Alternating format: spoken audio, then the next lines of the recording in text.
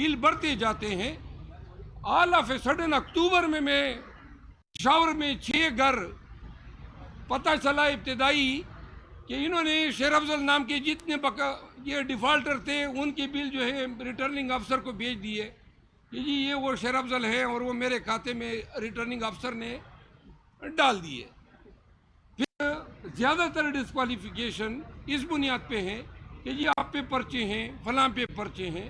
کم بختو، یہ پرچوں پہ کون ڈسکوالیفائی ہوتا ہے؟ اور پرچے تو اب ہماری جو ہے شناخت بن چکی ہے. پاکستان بھر میں کون سا ایسا پی ٹی آئی کا لیڈر ہوگا یا ورکر ہوگا جس پہ پرچے نہیں ہوں گے؟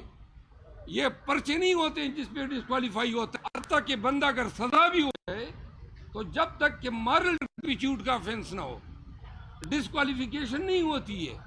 ایف آئی آر جو ہیں وہ تو آپ کلو اور منوں کی حساب سے دے رہے ہیں اور آپ نے خود پھر اسی کو بینچ مارک بنا دیا. پاکستان میں پی ٹی آئی کے امیدواروں کو الیکشن کے پروسیس میں حصہ نہ لینے کے لیے پرپوزل رکھوا کیے گئے، سیکنڈ رکھوا کیے گئے. امیدواروں کو وہاں سے اٹھایا گیا. ٹیکسلا سے ہمارے کرنل اجمل صاحب کو اٹھا لیا گیا اور کتنے ہمارے پروپوزر سیکنڈر اٹھائے گئے. عثمان ڈار کے بھائی کو اٹھا لیا گیا. یہ الیکشن ہو رہا ہے اور یہ کس کی ذمہ داری ہے؟ جس بلڈنگ کو آپ دیکھ رہے ہیں میرے پیچھے، اس بلڈنگ کی، اس عدالت کی ذمہ داری ہے. آئین نے ان کو یہ فرائض دیے ہیں، اپنے ریگولیٹ کرنا ہے، ڈسپلن کرنا ہے، ناانصافی، ظلم اور جبر کرنے والے کے ہاتھ کو پکڑنا ہے. اور یہ تمام ہائی کورٹس اس کی ذمہ دار ہیں. آرٹیکل 199 یہ اختیار صرف ہائی کورٹ کو دیتا ہے. تو کیوں کر ان عدالتوں کے سائے تلے پاکستان میں یہ شیطانیت کا رقص ہو رہا ہے؟ پورے پاکستان میں قانون کے نام کی کوئی چیز ہی نہیں ہے. انصاف کے لیے انصاف تو تب ہوگا جب پہلے قانون پہ عمل درآمد ہوگا. یا اب انصاف نہ انصاف ہے نہ قانون ہے، طوائف الملوکی ہے اور اتنی بڑی بڑی عدالت اور اتنی بڑی بڑی بلڈنگیں اور ہم چیخ رہے ہیں. یہ جو کچھ ہو رہا ہے پورے ملک خداداد پاکستان کے ظلم ہو رہا ہے. پاکستان کے مستقبل کے ساتھ کھیلا جا رہا ہے. اور پاکستان اگر الیکشن ان کا خیال تھا، ان کا خیال تھا، اور یہ جو ڈسکوالیفیکیشن ہے یہ پی ٹی آئی کے لوگوں کو میں بتانا چاہتا ہوں، یہ سارے فیصلے انڈو ہو جائیں گے 4-5 ایام میں. ہمارے تمام امیدوار واپس آئیں گے.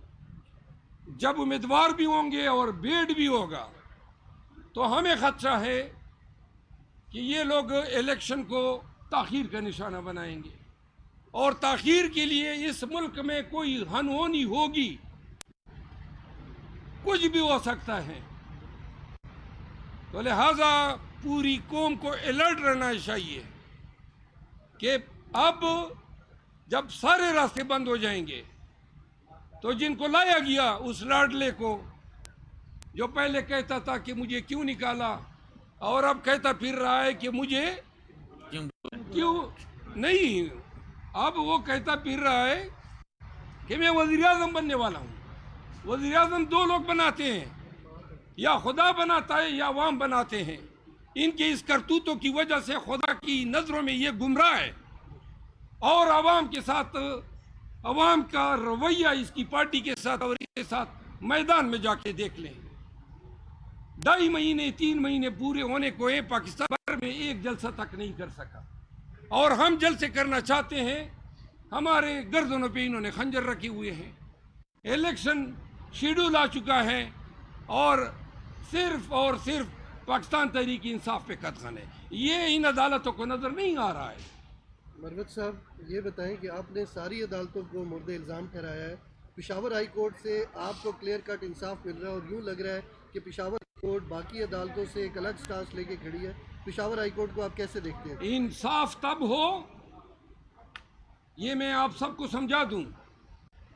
پشاور ہائی کورٹ اپنی ڈیوٹی کر رہی ہے، کوئی احسان نہیں کر رہی ہے. اسی کی تنخواہیں میں لیتے ہیں، اسی لیے یہ مسند نشین ہے. کوئی گریس تو نہیں ہے اگر مجھے میرا حق ملتا ہے. پشاور ہائی کورٹ کی واحد خوبی یہ ہے کہ ڈری نہیں ہے, سرنڈر نہیں ہوئی ہے.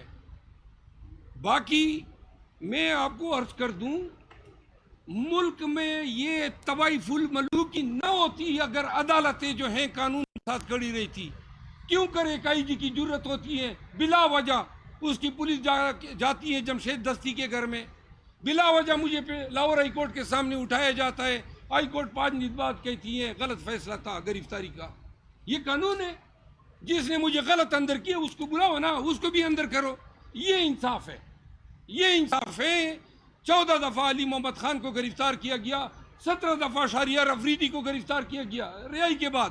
یہ کیسے احکامات ہیں آپ کے؟ جیل سے باہر نکلتے ہیں پھر مال کیوں ہیں؟ یہ پنجاب کے آئی جی, کے پی کے آئی جی, یہ پشاور ہائی کورٹ کی ذمہ داری تھی. پشاور میں انہوں نے ہمارے ساتھ کم کیا, راستے کاٹے, روڈ کاٹے, پلیں گرائیں, ہر جگہ پہ مجھ پہ پرچے کیے, ہمارے ورکروں کو اٹھایا, اغوا برائے پریس کانفرنس ہوئے. یہ ہائی کورٹ کی ذمہ داری تھی نا کہ آئی جی کو کٹہرے میں کھڑا کرتے, اور اگر عمل درآمد نہیں ہوئے تو اس کو جیل میں بھیجتے. انصاف تب ہوگا. یہ انصاف نہیں ہے, مجھے چھوڑ دیا. چھوڑنا بنتا ہے نا, میں نے کچھ کیا نہیں ہے. جمشید دستی کے حوالے سے تصحیح کر لیں کہ اس کے سسرال والوں نے کہا ہے کہ ان کی بیٹی کے اوپر کوئی ظلم نہیں ہوا, جمشید دستی ڈرامہ کر رہے ہیں. ایسے بہت سارے سسرال والے بعد میں آ جاتے ہیں, تو لہذا ایسے سسرالیوں کی اور نواز شریفوں کی بات پھر ذہن میں نہیں لگتی ہے. آگے کوئی سوال؟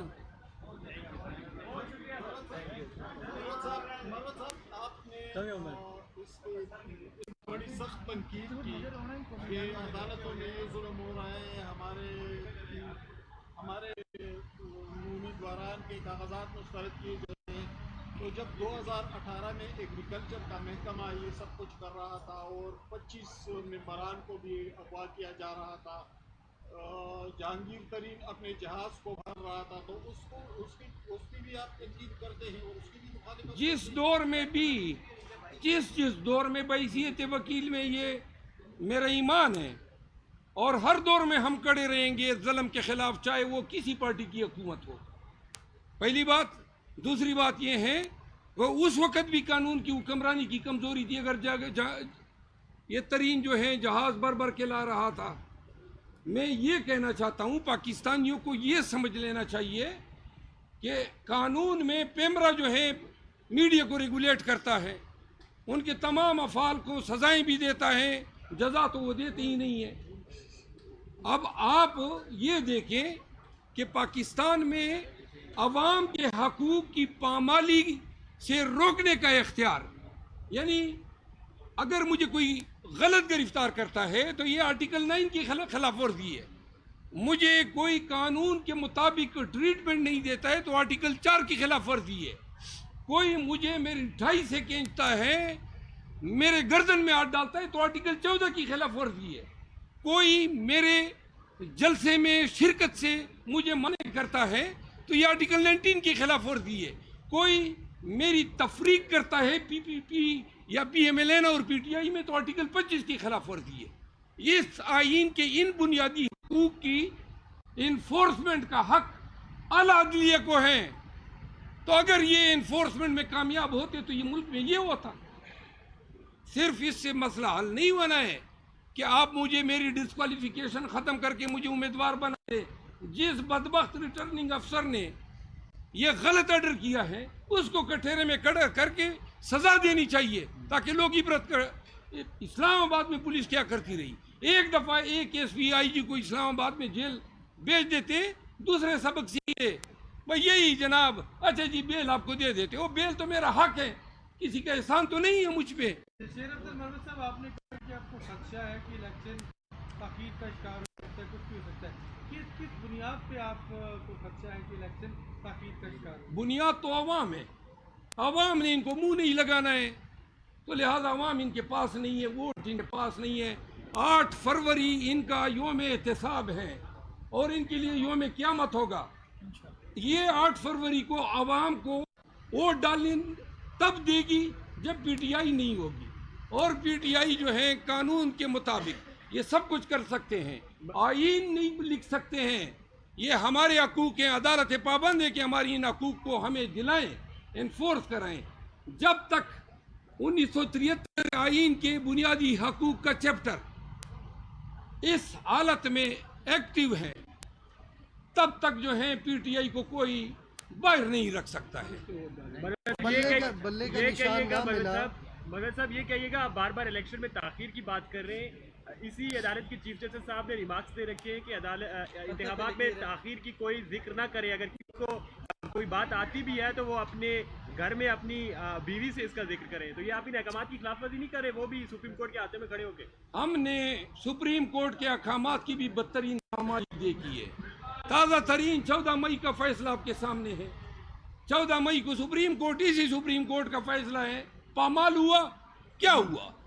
نہ کہ صرف پامال ہوا، یہاں پہ دھرنا دیا گیا، ججوں کو سلواتی سنائی گئی، گالیاں دی گئی، اور نون نے یہ وتیرہ بنایا ہوا ہے کہ تھوڑا سا کوئی جج انصاف کرنے کی جرت یا ہمت پکڑ لیتا ہے تو آگے سے اس جج کے خلاف نام لے کے یہ جناب عرضہ سرائیاں کرتے ہیں.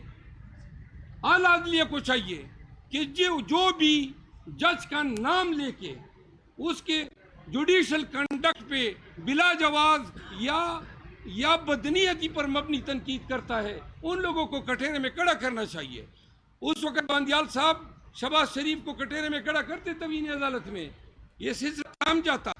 جب آپ راستہ دیں گے تو پھر یہی حالت ہوگی. عدلیہ کی بے وقیری جو ہے آج تک جاری ہے. اور آپ جو فرما رہے ہیں کہ چیف جسٹس صاحب نے یہ کہا ہے کہ پتھر کی لکیر ہے، وہ ہم گوا رہے ہیں. ہم اس پتھر پہ بنائی گئی لکیر 8 فروری تک دیکھنا چاہتے ہیں. اللہ کرے یہ پتھر کی لکیر ہی رہے، 14 مئی کا فیصلہ نہ.